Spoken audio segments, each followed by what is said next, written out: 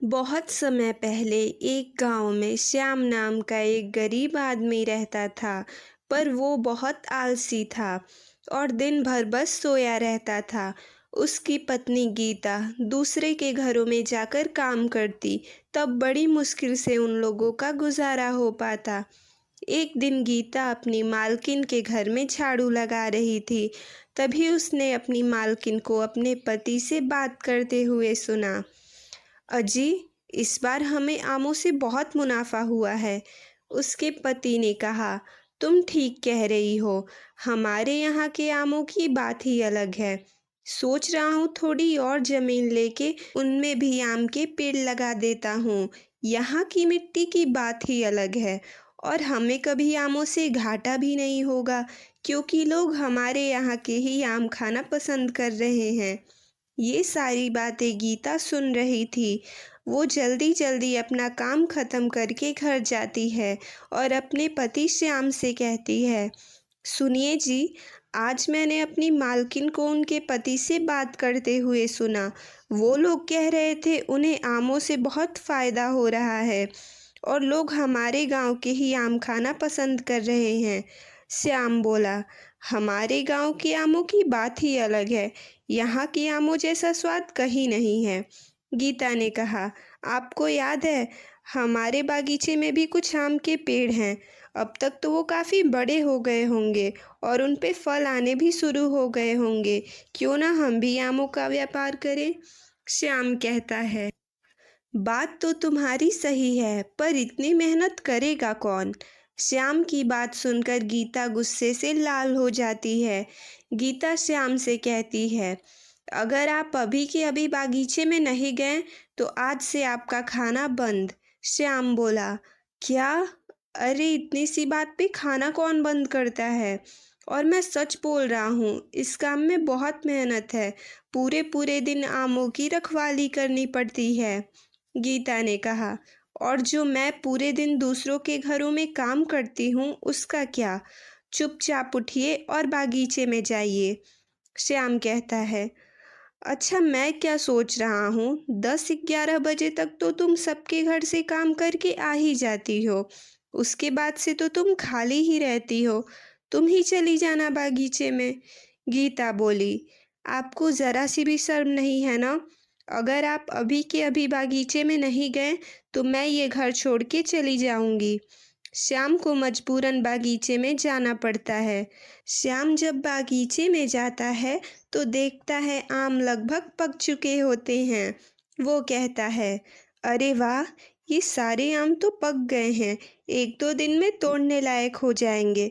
चलो, अच्छा है, मुझे ज़्यादा मेहनत नहीं करनी पड़ेगी।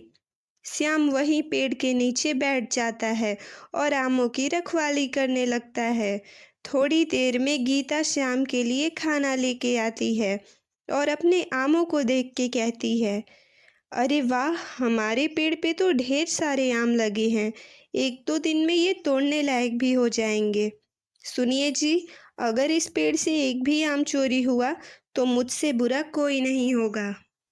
फिर गीता घर चली जाती है। खाना खाने के बाद रवि को नींद आने लगती है।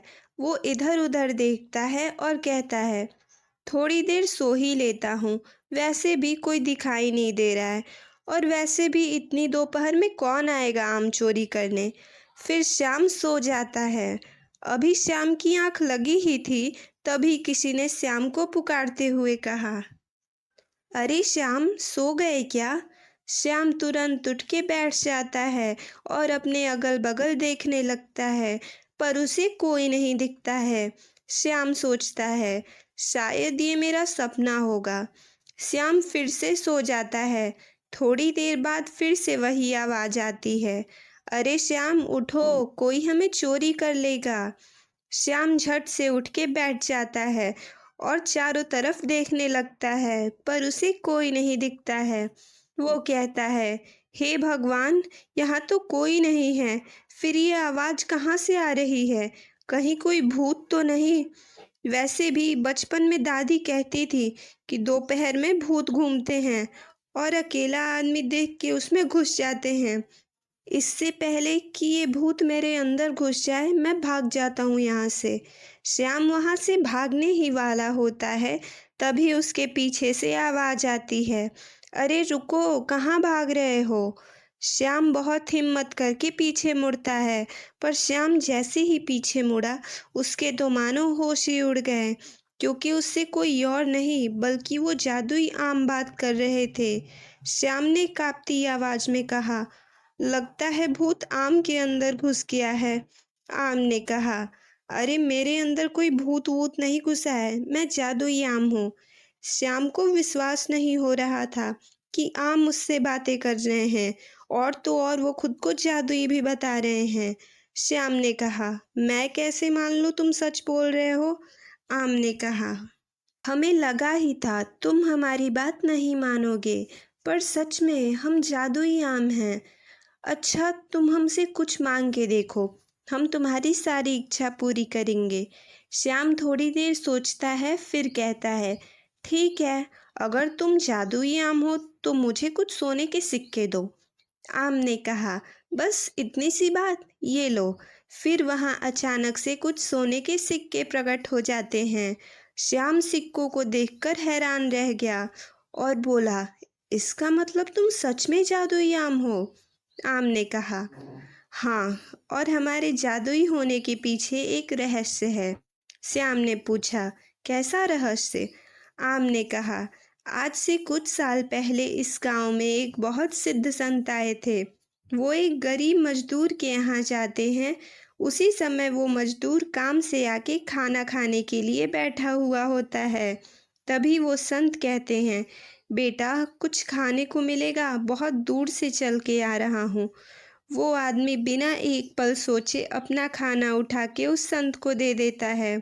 वो संत उससे बहुत प्रसन्न होते हैं और उसे एक जादुई बीज देते हैं और कहते हैं, ये कोई मामूली बीज नहीं है बेटा। जब तुम ये बीज लगाओगे और ये पेड़ बड़ा होगा तो इस पे जादुई आम फड़ेंगे और उनसे तुम जो कुछ भी मांगोगे तुम्हें मिलेगा।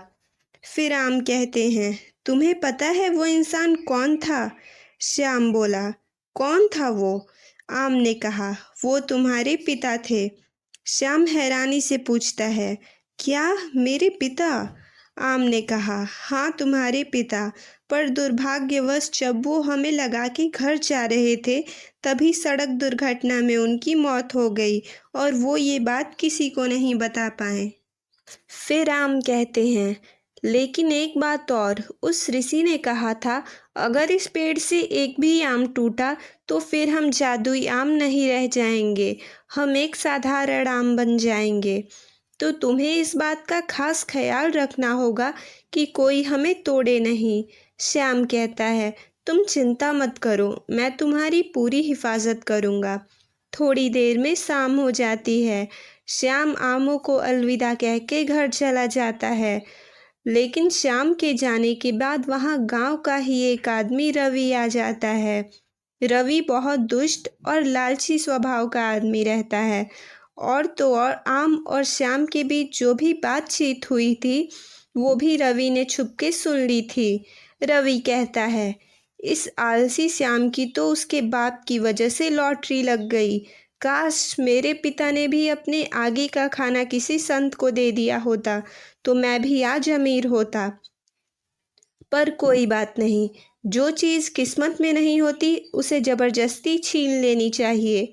फिर वो फ़ोन करके जेसीबी मंगाता है। इधर श्याम घर जाके सारी बातें अपनी पत्नी गीता को बताता है। गीता कहती है, पक्का आप वहाँ जाके सो गए होंगे और आपने ये सब सपने में देखा होगा। श्याम कहता है, अरे मैं तुम्हें कैसे यकीन दिलाऊं, मैं सच बोल रहा हूँ। तभी उसे याद आता है कि आम ने उसे कुछ सोने के सिक्के दिए होते हैं। वो अपनी जेब से सिक्के निकालता है और गीता को दिखाता है। गीता कहती है, इसका मतलब आप सच बोल रहे हैं। श्याम कहता है, अरे कब से यही समझाने की तो कोशिश कर रहा हूँ मैं तुम्हें। गीता कहती है, इसका मतलब अब मुझे चंद पैसों के लिए किसी के घर जाके काम नहीं करना पड़ेगा, अब हमारी किस्मत बदलने वाली है। लेकिन अगर वो सच में जादुई आम है तो हमें सतर्क रहना होगा कि कोई उसे चुरा ना ले। चलिए ना एक बार आमों को देख आते हैं। रवि कहता है, अरे पर मैं अभी तो आया हूँ वहाँ से, वहाँ सब ठीक है, तुम चिंता मत करो। गीता बोली, एक बार और देख आते हैं ना वो आम, वैसे भी वो हमारी किस्मत बदल देंगे और हम इतना सा नहीं कर सकते हैं उनके लिए। गीता के जिद करने पर श्याम मान जाता है और फिर दोनों बागीचे में जाने लगते हैं। उधर रवि जेसीबी और कुछ आदमियों को बुला लेता है और पेड़ को उखाड़ने ही वाला होता है, तभी वहाँ श्याम और गीता आ जाते हैं। श्याम कहता है, रुक जाओ, ये तुम क्या कर रहे हो? रवि बोला, आ गए कबाब में हड्डी बनने, पर आज मुझे ये पेड़ ले जाने से कोई नहीं रोक सकता। श्याम बोला, मैं तुम्हें ये पेड़ कहीं नहीं ले जाने दूंगा। रवि बोला, देखो श्याम, मुझे ये पेड़ ले जाने दो, इसके बदले में मैं तुम्हें जितना चाहो उतना पैसा दूंगा। श्याम बोला, मुझे तुम्हारे पैसे नहीं चाहिए, निकल जाओ यहाँ से। और एक बात याद रखना, मेरे जीते जी तुम ये पेड़ तो क्या, इस पे का एक पत्ता भी नहीं ले जा सकते। तब रवि बोला, लगता है तुम ऐसे नहीं मानोगे। ठीक है, तुम्हारे जीते जी ना सही, तुम्हें मार के तो ले जा सकता हूँ ना। फिर रवि ने अपने आदमियों से कह के श्याम को खूब मारा। श्याम को पिटता देख गीता मदद के लिए गांव के लोगों को बुलाने चली गई। श्याम को मारने के बाद रवि जेसीबी आगे बढ़ाता है और पेड़ को उखाड़ने ही वाला होता है, तभी श्याम पेड़ के आगे आके खड़ा हो जाता है। रवि बोला, लगता है तुम ऐसे नहीं मानोगे। और जेसीबी श्याम के ऊपर चढ़ाने ही वाला होता है, तभी पेड़ से चमकीली रोशनी निकलती है और आम कहते हैं, दुष्ट आदमी, तुम्हारी हिम्मत कैसे हुई श्याम को चोट पहुंचाने की? रवि कहता है, तुमने अभी मेरी हिम्मत देखी ही कहाँ है। आम बोले, तुम बहुत बड़ी गलती कर रहे हो, अभी भी वक्त है, लौट जाओ यहाँ से। रवि बोला, बिना ये पेड़ लिए तो मैं कहीं जाने से रहा। रवि अपने आदमियों से कहता है, और तुम लोग देख क्या रहे हो, चढ़ा दो जेसीबी श्याम के ऊपर, देखता हूँ कौन रोकता है। आम गुस्से में बोला, मैंने तुम्हें एक मौका दिया था पर तुम नहीं सुधरे, अब तुम्हें माफ़ी नहीं सज़ा मिलेगी। तभी पेड़ से तेज़ रोशनी निकली। रोशनी के साथ ही आसमान में ज़ोर ज़ोर से बिजली कड़कने लगी। ये सब देख के रवि के आदमी वहाँ से भाग जाते हैं, पर रवि अभी भी नहीं माना और खुद ही जेसीबी पे बैठ के उसे चलाने लगा। तभी उसके ऊपर बिजली गिरी और रवि की मौत हो गई। आम ने श्याम से कहा, श्याम, तुमने हमें बचाने के लिए अपनी जान खतरे में क्यों डाली? तब श्याम ने जवाब दिया, अरे मैंने तुमसे वादा किया था ना कि मैं तुम लोगों की हिफाजत करूँगा, तो अपना वादा मैं कैसे तोड़ सकता हूँ? आम बोले, तुम बहुत अच्छे हो श्याम, और उसे ढेर सारे सोने, चांदी, हीरे, मोती देते हैं। श्याम उन पैसों से अपने साथ साथ गांव वालों की भी मदद करता है और उस दिन के बाद से श्याम अपना आलस छोड़ के एक जिम्मेदार आदमी बन जाता है। तो कैसी लगी आपको ये वीडियो, कमेंट करके बताइए। और अगर आपको ये वीडियो अच्छी लगी हो तो लाइक और सब्सक्राइब कर दीजिए। मिलते हैं अगली वीडियो में।